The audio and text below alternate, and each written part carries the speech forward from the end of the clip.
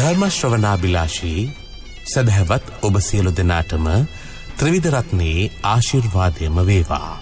උතුම් බුදුබණ පදයක් ශ්‍රවණය කරනවස් අදත් ලක්හඬ සිත නිවන බුදුබණ සුමధుර ධර්මානුශාසනාව සමගින් එකතු වන මොහොත.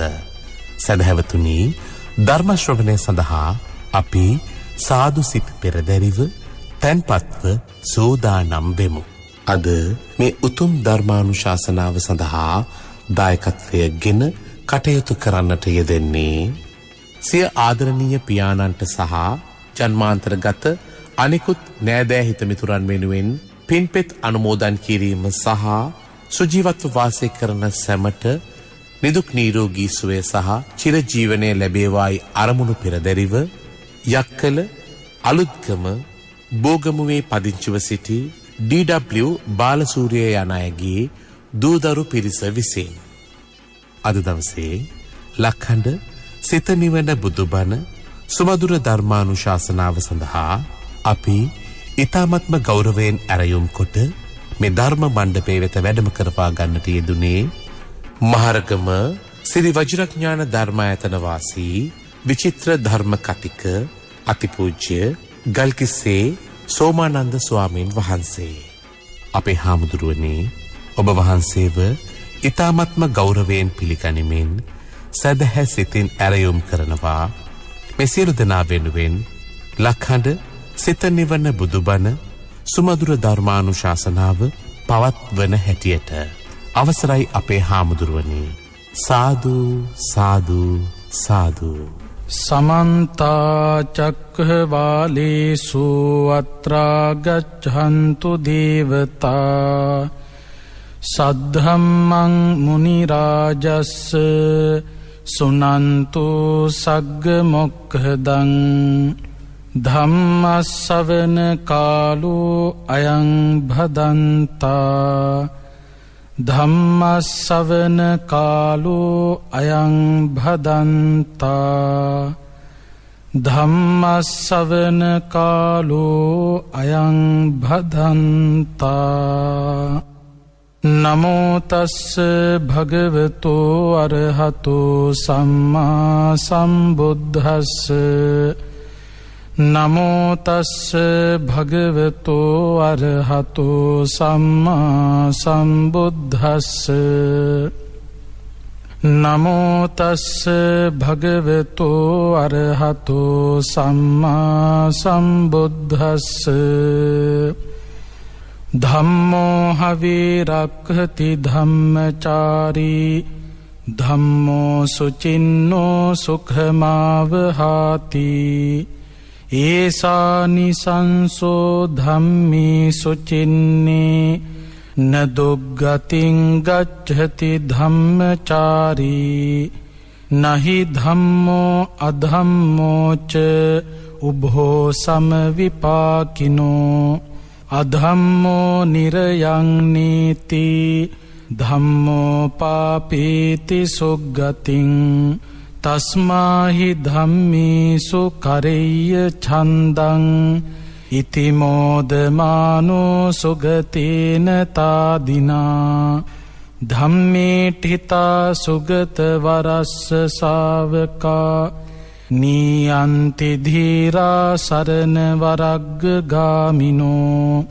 විප්පෝටිතෝ ගණ්ඩමූලෝ තණ්හා ජාලෝ සමෝහතෝ සෝඛීන සංසාරෝ නචත්ති කිංචනං චන්தோ යතහා දෝසිනා පුන්නමාසියාති.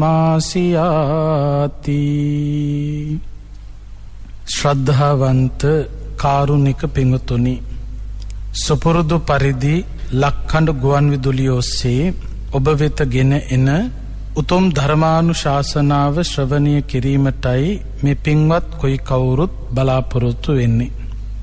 අද ධර්මානුශාසනාව ඔස්සේ පැහැදිලි කරලා දෙන්න බලාපොරොත්තු වෙන්නේ තේර ගාථාව තුල අන්තර්ගතව තිබෙන ධම්මිකත් තේර ගාථාව. තේර තේරී ගාථා කියලා මෙයත්ෝ අහලා තියෙනවා. බොහොම වටින ග්‍රන්ථයක් තියෙනවා. ත්‍රිපිටකයට අයත් බොහෝම වටින කොටසක්. මේ තේර තේරී ගාථාවල අන්තර්ගතව පවතින්නේ ගිහිගෙය අත්හැරලා සම්බුද්ධ ශාසනයේ පැවිදි වෙලා සෝවාන් සකෘදාගාමි අනාගාමි අරහත් ආදී මාර්ගඵල අවබෝධ කරගත්තු උත්තමයන් වහන්සේලා විසින් ලොවට හිතසුව පිණිස දේශනා කරපු ගාථා. මේ ගාථා පරිශීලනය කරනකොට අපටත් නිර්වාණය සලසා ගැනීම සඳහා මහ පුදුම ශක්තියක් උපදවා ගන්නට පුළුවන්කම ලැබෙනවා. බුදුරජාණන් වහන්සේ දේශනා කළා විරිය සම්බොජ්ජංගය ප්‍රගුණ කිරීම සඳහා වීරය නැමැති ධර්මාවබෝධය පිණිස හේතු වන අංගය දියුණු කිරීම පිණිස අනුගමනය කළ යුතු කටයුත්තක් හැටියට පෙන්වුවා ගමන වීථි පච්චවෙක්ඛනතා කියලා කොටසක්. ගමන වීථි පච්චවෙක්ඛනතා කියලා කියන්නේ බුදු පසේබුදු මහරහතන් වහන්සේලා ඒ තත්ත්වවලට පත්වීම පිණිස අනුගමනය කළ ගමන් මාර්ගය පිළිබඳව විමසීම. ඒ මාර්ගඵල අවබෝධ කරගත්ත උතුමන් වහන්සේලා ඒ තත්ත්වවලට පත්ුනේ කුමන ප්‍රතිපත්තියක් අනුගමනය කරලද කියන එක පිළිබඳව විමසීම අත්‍යවශ්‍යයි. මොකද පින්වත්නි ලෝතුරා සම්බුද්ධත්වයේ සාක්ෂාත් කරගෙන තියෙන්නේ. ඒ වගේම පසේ බුද්ධත්වයේ සාක්ෂාත් කරගෙන තියෙන්නේ. සියලු කෙලෙස් ප්‍රහීන කරලා රහත් ඵලයට පත් වෙලා තියෙන්නේ. එවැනි මාර්ගඵල අවබෝධ කරගෙන තියෙන්නේ ඔබ අප වගේම මේ සංසාර ගමන තුල නොයෙක් දුක් විඳපු අයමයි. අපි වගේම සසර ගමන තුල විවිධ දුක් පීඩාවලට මුහුණු දුන්නු උදවිය ඒ දුක්ඛිත සංසාර ගමනින් එතර වෙලා ධර්මාවබෝධය ලැබුවා. ඒක එහෙම සිද්ධ වුණා නම් එහෙම කලේ කොහොමද කියන එක පිළිබඳව විමසීම අපටත් ඒ තත්ත්වවලට පත්වීම පිණිස උපකාරක ධර්ම බවට පත් වෙනවා. ඒ නිසා මේ තේර තේරී ගාථා පරිශීලනය කිරීම අපට ආධ්‍යාත්මික දියුණුව ඇති කර ගැනීමට ඉවහල් වන කාරණයක්. අද ධර්මානුශාසනාව ඔස්සේ පැහැදිලි කරලා දෙන්න බලාපොරොත්තු වෙන්නේ ධම්මිකත් තේර ගාථාව. ධම්මික මහරහතන් වහන්සේ විසින් ප්‍රකාශ කළ ගාථා. අන්න ඒ නිසා තමයි ධම්මිකත් තේර ගාථා කියලා හඳුන්වන්නේ. ධම්මික මහරහතන් වහන්සේ පිළිබඳව අටුවාවේ සඳහන් වෙලා තිබෙන විස්තරයක් තියෙනවා. බොහෝ දීර්ඝ කාලයක් විවිධ බුදුරජාණන් වහන්සේලා පහළ වෙච්ච කාලවලදී නිර්වාණය සලසා ගත යුතුයි කියන උතුම් ප්‍රාර්ථනාව ඇතුව කටයුතු කරපු කෙනෙක්. ඒ සංසාර ගමනේ එන අතරතුර සිකිහි බුදුරජාණන් වහන්සේ පහළ වෙච්ච කාලේ මුව වැද්දෙක් හැටියට කටයුතු කරලා තියෙනවා. දවසක් සිකිහි බුදුරජාණන් වහන්සේ දෙවිවරුන්ට ධර්ම දේශනාවක් පවත්වනකොට ඒ ධර්ම දේශනාව අහලා දැකලා මේ මහෝත්තමයාණන් වහන්සේ ධර්මයයි දේශනා කරන්නේ කියලා ඇති කරගත්ත සංඥාව නිසා බුදුරජාණන් වහන්සේගේ ස්වරය අහලා එතෙන් පටන් දුගතියක නොවැටි දිව්‍ය මනුස්ස සුගති භවවල උත්පත්තිය ලැබමින් බුදුහාමුදුරෝ දේශනා කරපු ධර්ම ස්වරය අහපු එකේ විපාක සුවසේ භුක්ති විඳපු උත්තමයන්න් වහන්සේ නම.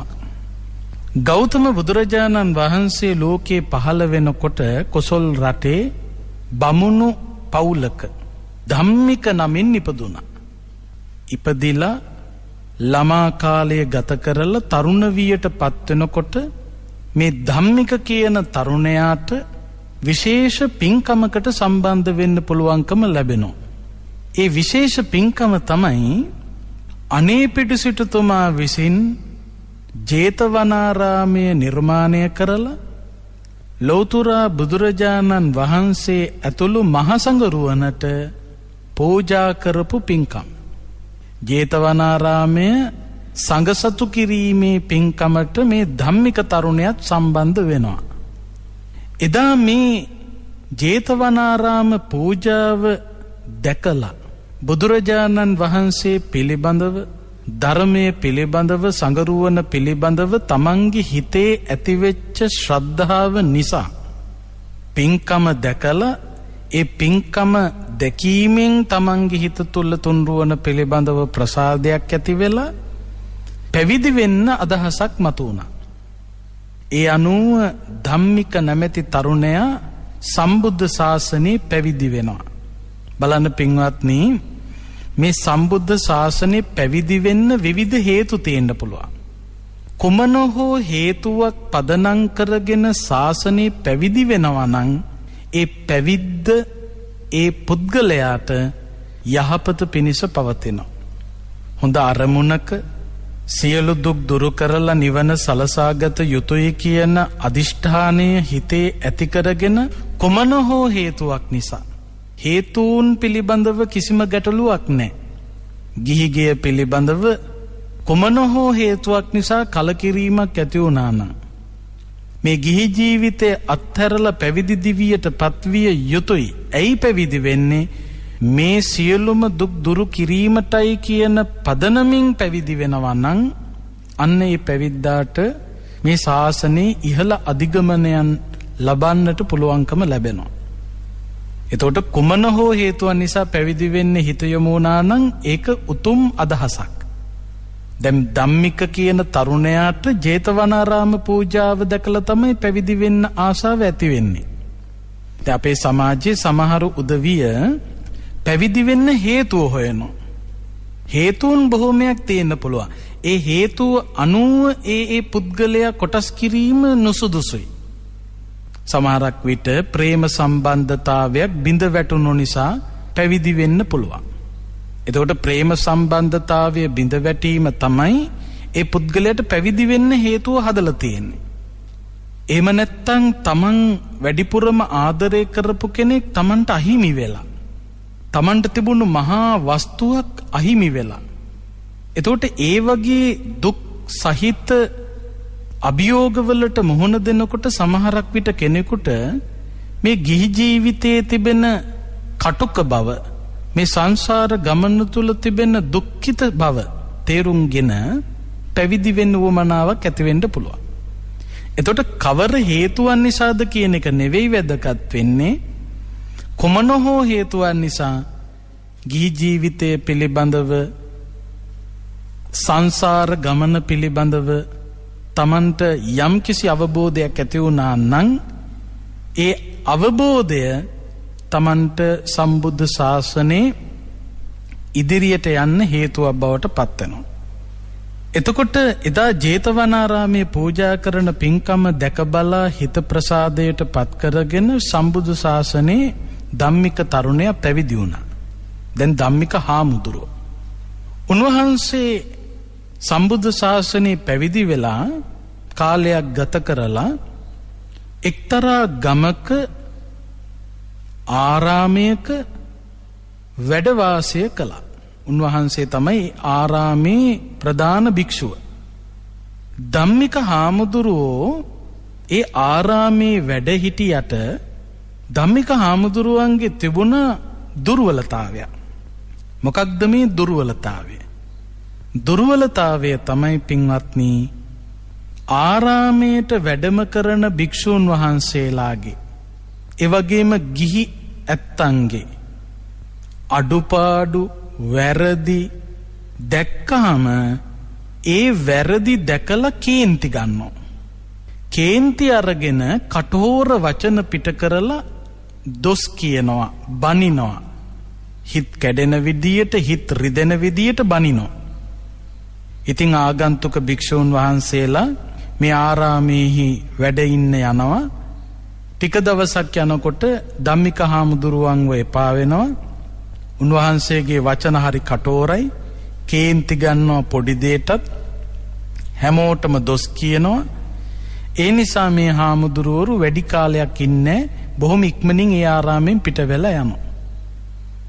කොච්චර භික්ෂූන් වහන්සේලා වැඩම කළත් එක භික්ෂූන් වහන්සේ නමක්වත් මේ ධම්මික හාමුදුරුවෝ ළඟ නවතින්නේ.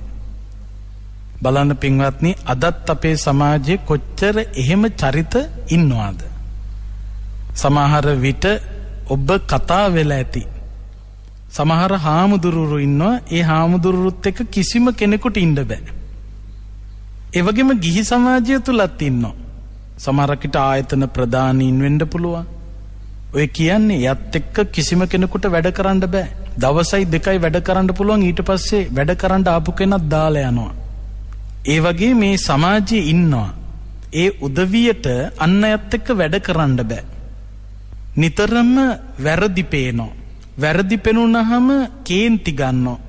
කේන්ති අරගෙන දොස් කියනවා. බනිනවා. අහගෙන ඉන්න කෙනාගේ හිත රිදෙනවා. ඒ කෙනා පඩි නැතත් කමන්නේ කියලා බහැලා යනවා. ඒ වගේ මේ සමාජයේ ධම්මික හාමුදුරුවෝ වගේ චරිත ඕනතරම් හමු වෙනවා. ඉතින් මේ ආරාමය සකස් කරලා පූජා කරපු දායක මහත්තයාට පුදුම කලකිරීමක් ඇති වුණා. මොකද එතුමා හරි කැමති භික්ෂුන් වහන්සේලා ආරාමේ වැඩ ඉන්න තරමට. ඉතින් මොකද මේ භික්ෂුන් වහන්සේලා වැඩම කරන උන්වහන්සේලාට චීවර පිණ්ඩපාත සේනාසන ගිලාන ප්‍රත්‍යයෙන් සිව්පසයෙන් මේ උපාසක මහත්තයා උදව් කරන, උපකාර කරන, උපස්ථාන කරන. ටික දවසක් යනකොට මේ හාමුදුරුවෝ ටික කොහොම නැවත වඩිනවා. ඉතින් මේ උපාසක මහත්තයා හරි කලකිරීමකටපත් වුණා. මේ ධම්මික හාමුදුරුවොත් එක්ක හාමුදුරුවරුන්ට ඉන්න බෑ. දොස් කියනවා, බැන වදිනවා. ඒ නිසා උපාසක මහත්තයා කල්පනා කළා, මෙහෙම ගියොත් ධම්මික හාමුදුරුවොත් පිරිහෙනවා. මේ ආරාමයත් පිරිහෙනවා.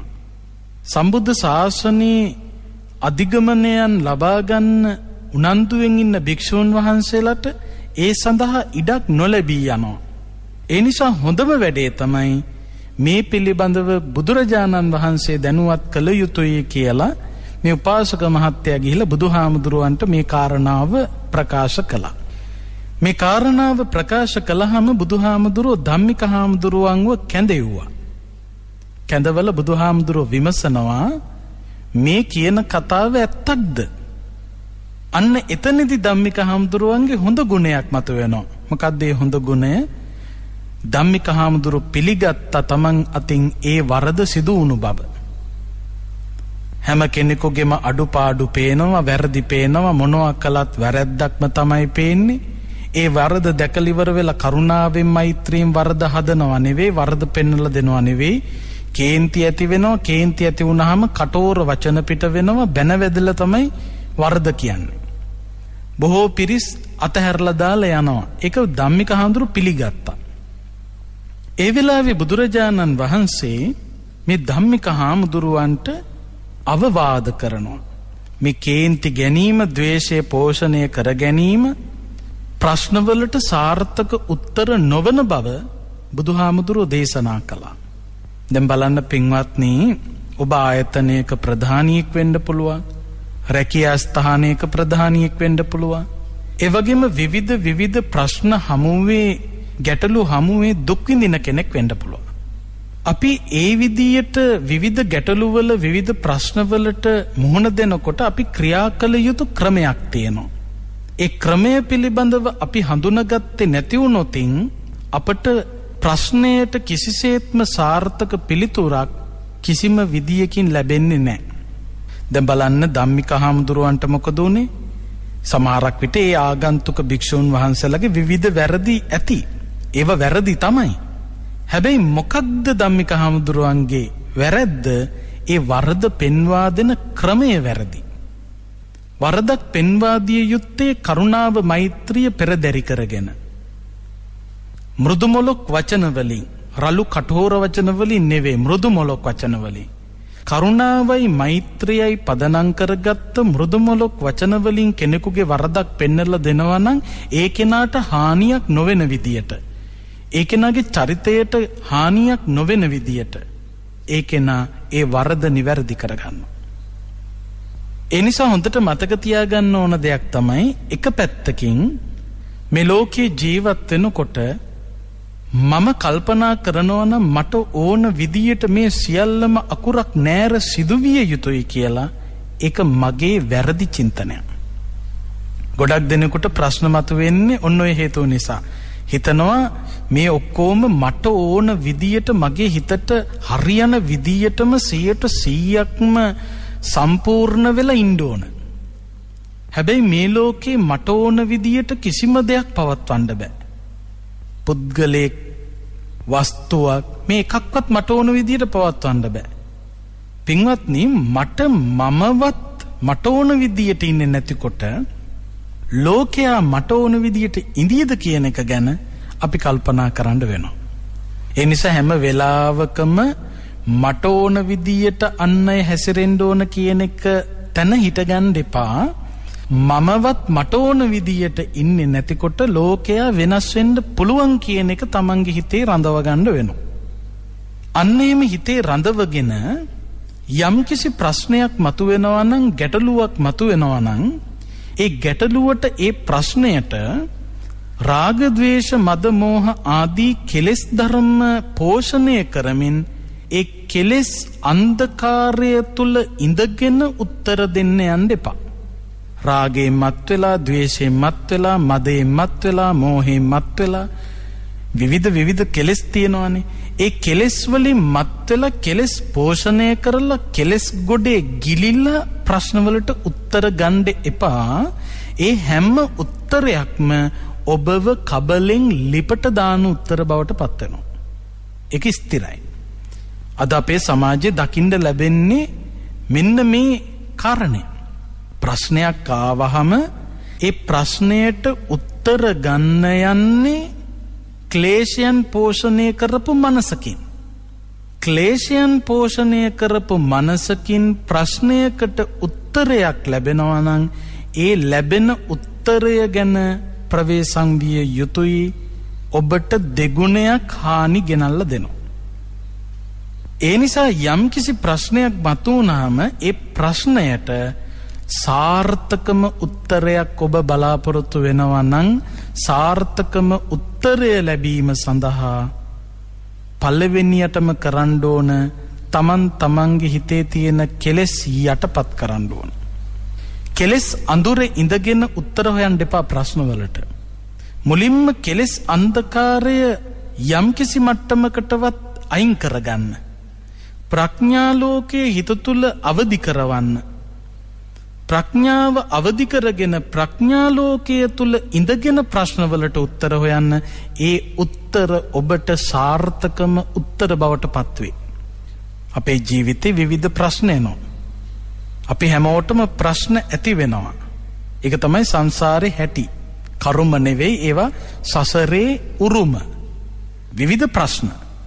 ඒ ප්‍රශ්න එනකොට තමන් මුලින්ම හිතන්න ඕන මේක මට වද දෙන ප්‍රශ්නයක් වුණාට මේ ප්‍රශ්නය මට විතරක් සීමා වෙච්ච ප්‍රශ්නයක් නෙවෙයි.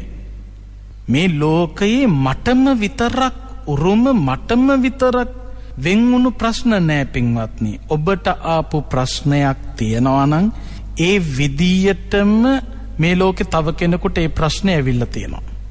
එතකොට මටම විතරක් වෙන් වුණු ප්‍රශ්න ලෝකේ නෑ. ඒ ආපු ප්‍රශ්නේ මට දැනෙන විදිය වැඩි වුණාට ඒ වගේ ප්‍රශ්න තව අයට එනවා. දැන් උදාහරණයක් හැටියට ගත්තොත් ප්‍රේම සම්බන්ධතාවයක් පවත්වගෙන ගියා. පෙම්බතා හෝ පෙම්වතිය තරහ වුණා. ඒ තරහ වීම නිසා Tamanට පෙම්බතා හෝ පෙම්වතිය අහිමි වීමේ වේදනාව දරුණු විදියට දැනෙනවා. හැබැයි ඒ తত্ত্বය ඒ ප්‍රශ්නය ඇති වෙලා තියෙන්නේ ලෝකයේ Tamanට විතරක් නෙවෙයි. ඒ ප්‍රශ්නය ඒ විදියටම ඇති වෙච්ච තවත් උදවිය මේ ලෝකේ ඕන තරම් ඉන්නවා. එතකොට දැන් කල්පනා කරන්න ඕන එකම ප්‍රශ්නේ ඇති වෙච්ච මිනිස්සු අතරේ සාර්ථක උත්තරයක් ඒ ප්‍රශ්නයට දෙන්න. දැන් අපේ සමාජයේ එකම ප්‍රශ්නය කීප දෙනෙකුට ඇති වුණාම ඒ හැමෝම එක එක උත්තර තමයි අරගෙන තියෙන්නේ. දැන් ප්‍රේම සම්බන්ධතාවය බිඳ වැටුනහම එක්කෙනෙක් අරගත්ත උත්තරේ තමයි සියදිවි නසා ගැනීම. තව කෙනෙක් ගන්න උත්තරේ තමයි දාලා ගියපු කෙනාව මරලා දාන එක. තව කෙනෙක් ඒ ගැනම කල්පනා කරලා මානසික රෝගියෙක් වීම. තව කෙනෙක් සමහරක් විට යථාර්ථයේ තේරුම් අරගෙන අතහැරලා දැමීම. ධර්ම මාර්ගයට යොමු වීම. සමහරක් විට පැවිදි වීම. මේ විදිහට ප්‍රශ්නය බලපු විදිය අනුව උත්තර වෙනස් වෙලා තියෙනවා. ඒකයි අපි කියන්නේ ප්‍රශ්නයක් ආවහම ඒ ප්‍රශ්නය දෙස රාගය වඩමින්, ද්වේෂය වඩමින්, මෝහය වඩමින් කෙලෙස් අඳුර ඉඳලා උත්තර දෙන්න ගියොත් අන්න ඒ උත්තර තමයි සියදිවි නසා ගැනීම, මිනී මැරුම්, මානසික රෝගීන් බවට පත්වීම ආදී උත්තර. ඒව සාර්ථක නැහැ. කබලෙන් ලිපට වැටෙන උත්තර. ඊළඟට ප්‍රඥාව ඉස්මතු කරගෙන ඒ ප්‍රශ්නය දෙස බලනකොට ලැබෙන උත්තර තමයි තමන්ටත් අනුන්ටත් හානි කර නොවූ උත්තර. එක්ක ධර්ම මාර්ගයට ඇවිල්ලා, එක්ක සිල් සමාදන් වෙන්න යොමු වෙලා, එක්ක භාවනාවට යොමු වෙලා, එක්ක පැවිදි දිවියටපත් වෙලා. මෙන්න මේ විදියට ප්‍රශ්නයක් දෙස කෙලෙස් අඳුරේ ඉඳලා බලනකොට ලැබෙන උත්තරත් ප්‍රඥා ලෝකයේ තුල ඉඳලා ලැබෙන උත්තරත් වෙනස්. ඒ නිසා මේ කිසිම ප්‍රශ්නයකට රාගය, ද්වේෂය, මදය, මෝහය අවුස්සගෙන උත්තර හොයන්න යන්න එපා. කවදාකවත් හොඳ උත්තරයක් හම්බෙන්නේ නැහැ. ඒ නිසා තමයි ඇත්තටම පුරාණේ ඉඳලා අපිට සංස්කෘතමය වශයෙන් උත් ඇවිල්ලා තියෙන දේවල් තියෙනවා. දැන් උදාහරණයක් ඇටියට ගත්තොත් මිනිස්සු හඳහනක් බලන්න යන්නේ කොයි වගේ කාලයකද? කරදර වැඩි වෙනකොටනේ. කරදර වැඩි වෙනකොට මොකද හිතන්නේ? හඳහනවත් ටිකක් බලා ගන්න ඕන, මේ දවස්වල කරදර එන්න වැඩි. ඒ නිසා යනවා හඳහන බලව ගන්න. ඔන්න කේන්දරෙත් අරගෙන යනවා හඳහන් බලන කෙනෙක් ළඟට. ගියාට පස්සේ මේ හඳහන් බලන කෙනා බලලා යම්කිසි ගණිත ක්‍රමයකින් හෝ වේවා ශාස්ත්‍රයකින් අපල තියෙන බව කියනවා. අපල තියනවා කියලා අපට යම්කිසි වැඩපිළිවෙලක් පවරනවා. බොහෝ විට පවරනවා දවස් 7ක් නැත්තම් 14ක් නැත්තම් 21ක් එක දිගට බෝධි පූජා පවත්වන්න. එතකොට මම මේ කියන්නේ හඳහන් ඇත්තද බොරුද, ජ්‍යොතිෂය ඇත්තද බොරුද කියන එක නෙවෙයි. මේ ලෝකේ යම් කිසි ශාස්ත්‍රයක් තියෙනවා නම් ඒ ශාස්ත්‍රය අශාස්ත්‍රයක් කියලා ප්‍රතික්ෂේප කරන්න බුදුහාමුදුරුවෝ පෙළඹිලා නැහැ. නමුත් යා යුතු මාර්ගය මොකක්ද, නොයා යුතු මාර්ගය මොකක්ද කියන එක බුදුහාමුදුරුවෝ දේශනා කළා. නමුත් අර දවස් 7ක් 14ක් 21ක් බෝධි පූජා තියන්න, පිරිත් සජ්ජායනා කරන්න කියලා මේ යොමු කරපු දේ තුල විද්‍යාත්මක පදනමක් තියෙනවා කියලායි මේ අදහස් කරන්නේ, පැහැදිලි කරන්නේ.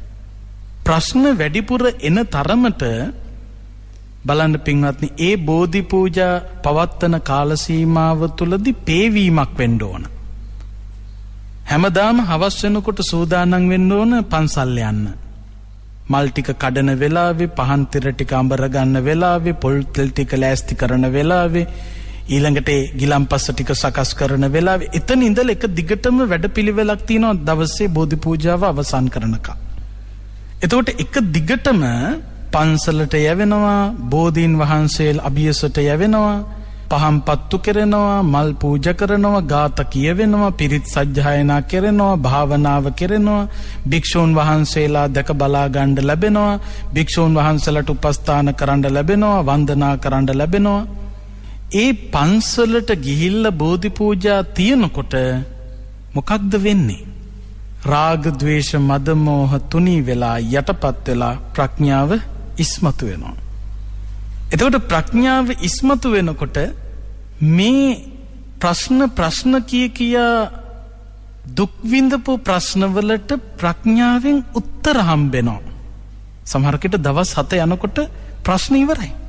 දවස් 14 යනකොට ප්‍රශ්නෙට උත්තරේ ලස්සන උත්තරයක් ඇවිල්ලා. දවස් 21ක් බෝධි පූජා පවත්වනකොට ප්‍රශ්නෙට උත්තරේ ලස්සන එකක් ඇවිල්ලා. ඇයි ඒ ප්‍රඥාව පදනම් කරගත්ත ප්‍රඥාවෙන් ප්‍රශ්නය දෙස බැලීමෙන් ලැබිච්ච උත්තරයක් තියෙන්නේ. ඒ නිසා හොඳට මතක තියාගන්න, විවිධ හේතුන් නිසා තමන්ගේ හිත කලබලයටපත් වෙන්න පුළුවන්, රාගය වැඩෙන්න පුළුවන්, ද්වේෂය වැඩෙන්න පුළුවන්, මදය වැඩෙන්න පුළුවන්, මෝහය වැඩෙන්න පුළුවන්.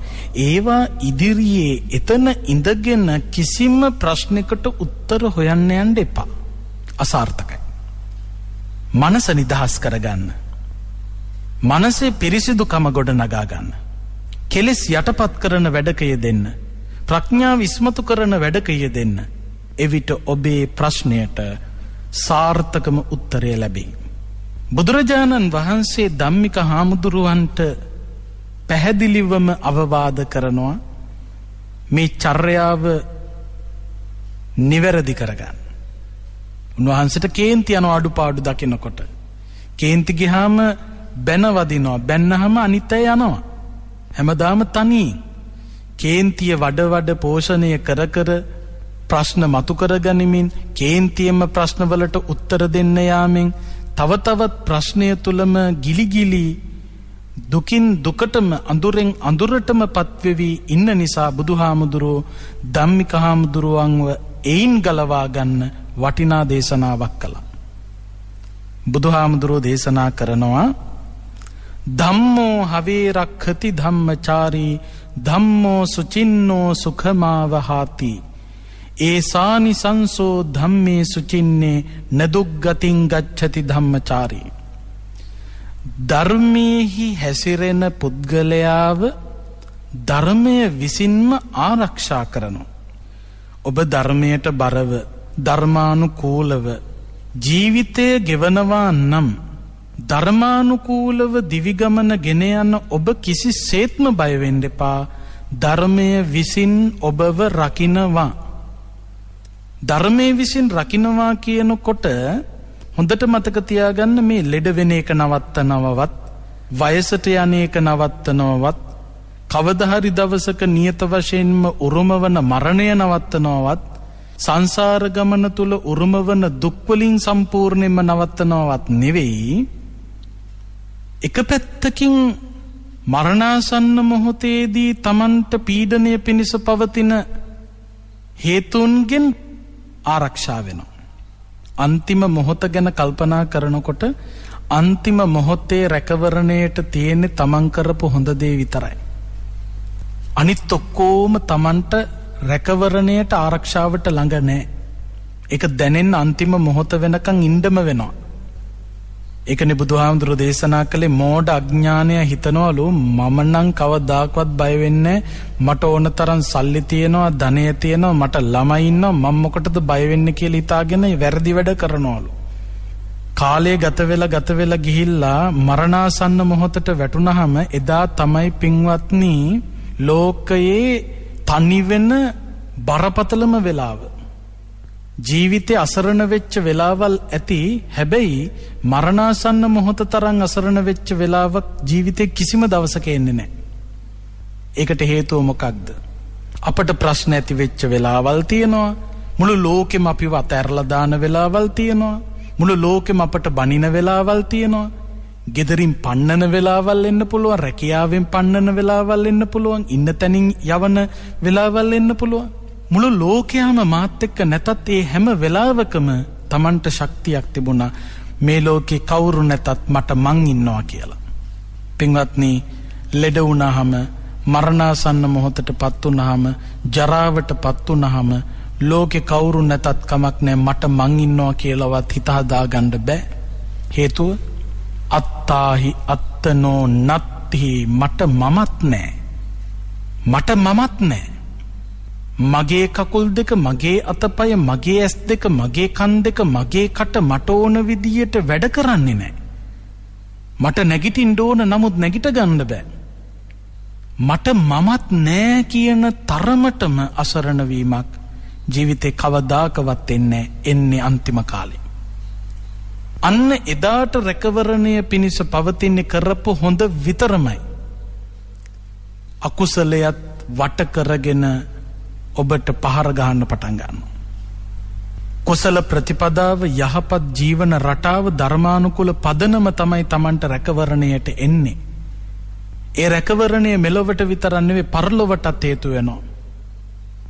කලබලයකින් තොරව මියෙදෙන්නත්, කලබලයකින් තොරව ඉපදෙන්නත්, චුතිය යහපත් කරගන්නත්, ප්‍රතිසන්දිය යහපත් කරගන්නත් Tamanට රැකවරණය පිණිස පවතින්නේ ධර්මානුකූල පදනම පමණමයි. කෝටි ගණන් වටින ඉඩම් තිබ්බට, ගෙවල් තිබ්බට, වාහන තිබ්බට ලක්ෂ සංඛ්‍යාත ජනකායක් වට කරගෙන සලකණ්ඩ හිටියට මොන තරම් පිරිසක් හිටියත් අපට කිසිසේත්ම පින්වත්නි මරණාසන්න මොහොතේදී ඒකක්වත් පිළිසරණක් බවට පත් වෙන්නේ නැහැ. ඒ නිසා ධම්මෝ හවේ රක්ඛති ධම්මචාරී ධම්මෝ සුචින්නෝ සුඛමා වහාති. ඒසානි සංසෝ ධම්මේ සුචින්නේ නදුග්ගතින් ගච්ඡති ධම්මචාරී. ධර්මයට අනුගතව හැසිරුණු කෙනා දුගතිගාමී වෙන්නේ නැහැ. ඊළඟට බුදුහාමුදුරුවෝ දේශනා කරන මේ ධම්මික හාමුදුරුවන්ට දෙන අවවාදමේ නහි ධම්මෝ අධම්මෝච උභෝ සම විපාකිනෝ අධම්මෝ නිරයං නේති ධම්මෝ පාපේති සුග්ගතින්. නහි ධම්මෝ අධම්මෝච උභෝ සම විපාකිනෝ. ධර්මයට බරව කටයුතු කිරීම සහ අධර්මයට බරව කටයුතු කිරීමෙන් ලැබෙන විපාක සමාන නැහැ. සමාන විපාක නෙවෙයි ලැබෙන්නේ. අධම්මෝ නිරයං නේති. අධර්මයට බරව ක්‍රියා කරපු කෙනාට ලැබෙන විපාකය නිරයේ දුක. ධම්මෝ පාපේති සුග්ගති. ධර්මානුකූල පදනම තුල වාසය කරපු කෙනා යන්නේ සුගතියට. එතකොට ධර්මයට අනුගත වීම හා අධර්මයට අනුගත වීමෙන් ලැබෙන විපාක එකක් නෙවෙයි, වෙනස්. ධර්මයට බර වීමෙන් සුගතිගාමී වෙන්න පුළුවන්, අධර්මයට බර වීමෙන් දුගතිගාමී වෙන්න පුළුවන්. තස්මාහි ධම්මේසු කරෙය්‍ය ඡන්දං ඉතිමෝදමානෝ සුගතේන තාදිනා ධම්මේ ठिता සුගත වරස්ස ශාවකා නීයන්ති ධීරා සරණ වරග්ගගාමිනෝ. ඒ නිසා ධර්මානුකූල පදනම තුල වාසය කරන්න ඡන්දය ඇති කරගන්න, කැමැත්ත ඇති කරගන්න, ආශාව ඇති කරගන්න, ඇලීම ඇති කරගන්න. මේ ඡන්දය කියන වචනේ නෙවෙයි වරද. ඇලීම කියන වචනේ නෙවෙයි වරද. ආශාව කියන වචනේ නෙවෙයි වැරද්ද. මේ ඡන්දය, ආශාව, කැමැත්ත, ඇලීම, බැඳීම මේ ගැන කල්පනා කරනකොට මේ වචනත් එක්ක හිර වෙන්න එපා. ඡන්දය, ඇලීම, බැඳීම, ආශාව මේ කාරණා කෙලෙස් පෝෂණය කරන්නද කෙලෙස් වනසන්නද කියන දෙක අනුව තමයි තීරණය වෙන්නේ. හොඳ ඇලීමක්ද නරක ඇලීමක්ද කියලා. එතකොට අපි හිතමු ඇස කන නාසය දිව ශරීරය කියන ඉන්ද්‍රියන් පිනවන්න යම් කිසි කෙනෙක් වැරදි වැඩක යෙදෙන්න කැමැත්තක් තියනවා නම් ඒ කැමැත්ත නරක කැමැත්ත. යම් කිසි කෙනෙක් කාමයේ පාලනය කරන්න අසුභය ආදී භාවනාවක් කරන්න කැමැත්තක් ඇති කරගන්නවා නම් ඒ කැමැත්ත හොඳ කැමැත්තක්. එතකොට නිරේගාමී වෙන්න තියෙන කැමැත්ත කියලා කියන්නේ පංචේන්ද්‍රයන් පිනවන්න හිතාගෙන වැරදි වැඩ කිරීමනේ නිරේගාමී වෙන්නේ. එතකොට පංචේන්ද්‍රයන් පිනවනකොට හොඳින් හරි නරකින් හරි පිනවනවා කියන තැන හිටගත්ත මිනිස්සු ඒ ආශාව නිසා නිරේගාමී වෙනවා. නිර්වාණය සලසා ගැනීමේ ආශාව තියෙන අය ඒ දක්වා යනවා. සම්බුදු සසුනේ පැවිදි වෙලා ඉන්නත් පැවිද්ද කෙරෙහි ආශාවක් තියෙන්න ඕන. ඇලීමක් තියෙන්න ඕන. බැඳීමක් තියෙන්න ඕන. සත්පුරුෂයන් ඇසුරු කරන්න ආශාවක් තියෙන්න ඕන. බැඳීමක් තියෙන්න ඕන. ඇලීමක් තියෙන්න ඕන. ඒ ඇලීම බැඳීම නැත්තම් සත්පුරුෂ ආශ්‍රය වෙන්නෙත් නැහැ. ඒ නිසා හොඳ දෙයට ඇලෙන්න, නරක දෙයට ඇලෙන්න එපා. තස්මාහි ධම්මේසු කරෙය්‍ය ඡන්දං ඉතිමෝදමානෝ සුගතේන තාදිනා. ඒ නිසා ධර්මයට ඇලී කටයුතු කරන්න, ඡන්දේ කැමැත්ත ඇති කරගන්න. ඒ ධර්මයට ඇලිලා සතුටු වීම තමයි තමන්ට ඉහළ අධිගමනයන් සලසා ගන්නට පුළුවන්කම ලැබෙන කාරණාව බවට පත් වෙන්නේ. ලෞතර බුදුරජාණන් වහන්සේ අපට දේශනා කළේ එයයි. මෙන්න මේ අවවාදයේ ධම්මික හාමුදුරුවන්ට බුදුහාමුදුරුව ලබා දුන්නා. ධම්මික හාමුදුරුව කේන්ති ගත්තා. ද්වේෂය පෝෂණය කළා. අධර්මයට බර කටයුත්තක්. ඒ අධර්මයට බරව ක්‍රියා කිරීමෙන් වෙන්න පුළුවන් මොකක්ද? අධම්මෝ නිරයන්නේති, නිරේගාමී වෙන්න වෙනවා. දේවදත්ත හාමුදුරන්ට එහෙම උනේ. ඒ නිසා මේ හිත පාලනය කරන්න, ක්ලේශයන්ට ඉඩ නොදී ප්‍රඥාවට ඉඩ දෙන්න. බුදුහාමුදුරුවෝ ධම්මික හාමුදුරුවන්ට දුර්වලතාවය කරුණාවෙන් මෛත්‍රියෙන් පැහැදිලි කරලා දෙනකොට ධම්මික හාමුදුරුවෝ හිස මුදුනේ තියාගෙන මේ අවවාදය පිළිගත්තා. ඒ අවවාදය පිළි අරගෙන බුදුරජාණන් වහන්සේ දේශනා කරපු ධර්මයට අනුගතව කටයුතු කළා. ඒ ධර්මයට අනුගතව කටයුතු කළ නිසා ධම්මික හාමුදුරුවන්ට සියලු කෙලෙස් ප්‍රහීන කරලා රහත් ඵලයට පත්වෙන්න පුළුවන්කම ලැබුණා. ඒ රහත් ඵලයට පත්වෙච්ච ධම්මික මහරහතන් වහන්සේ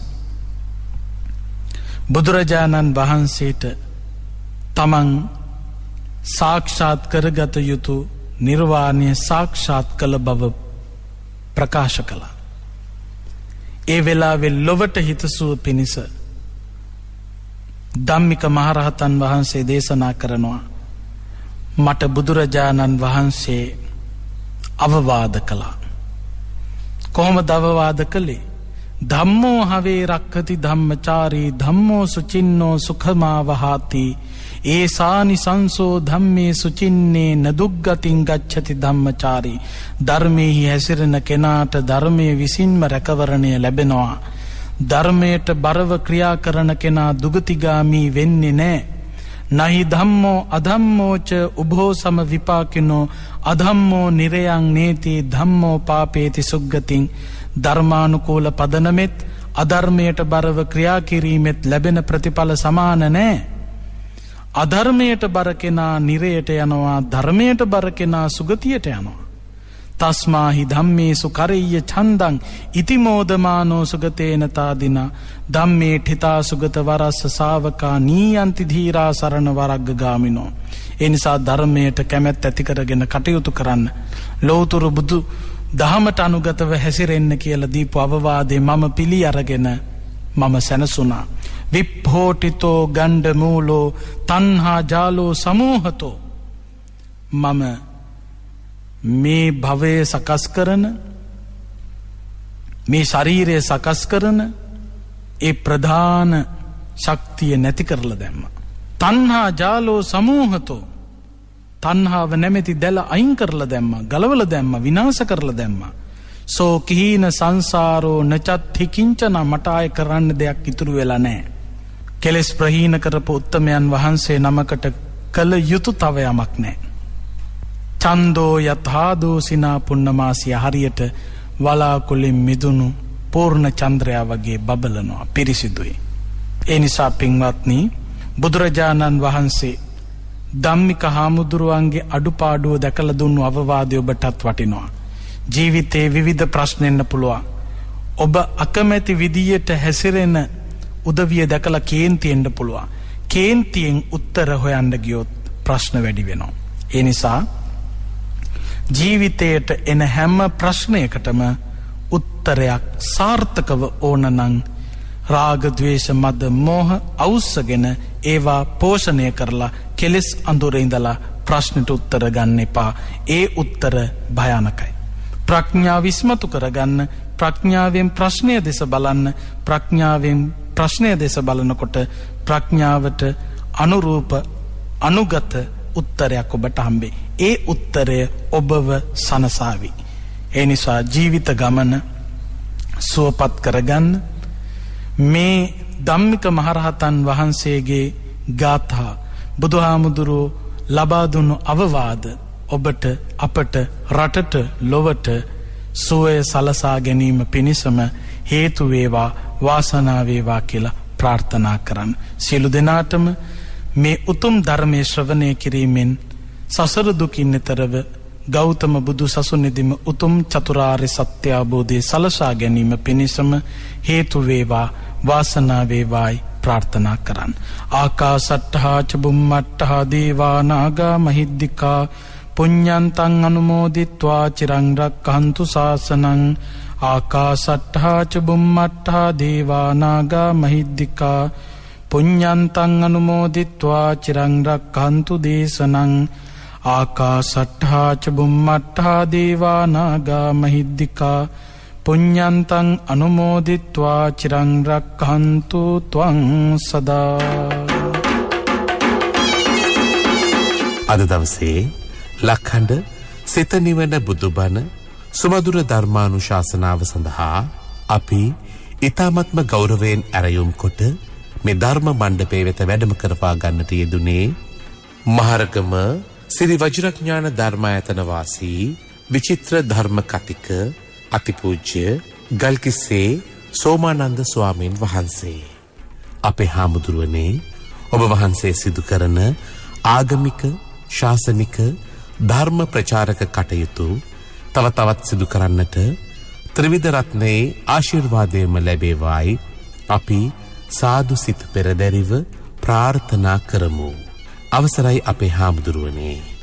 සදහැවතුනි, ඔබ එලෙසින් ශ්‍රවණය කළ ඒ උතුම් ධර්මානුශාසනාව සඳහා අද දවසේ දායකත්වය ගෙන කටයුතු කරන්නට යෙදුනේ සිය ආදරණීය පියාණන්ට සහ ජන්මාන්තරගත අනිකුත් නෑදෑ හිතමිතුරන් වෙනුවෙන් පින්පෙත් අනුමෝදන් කිරීම සහ සුජීවත්ව වාසය කරන සැමට නිදුක් නිරෝගී සුවය සහ චිරජීවනය ලැබේවායි අරමුණු පෙරදැරිව යක්කල අලුත්ගම බෝගමුවේ පදිංචිව සිටි DW බාලසූරිය යන අයගේ දූදරු පිරිස විසින් ඔවුන්ගේ අරමුණු වී තිබුණේ යක්කල අලුත්ගම බෝගමුවේ විසූ අදට වසර 21කට පෙර ජන්මාන්තරගත වූ DW බාලසූරිය ආදරණීය පියාණන්ට සහ අදට වසර 7කට පෙර ජන්මාන්තරගත වූ SAR බාලසූරිය ආදරණීය මෑණියන්ට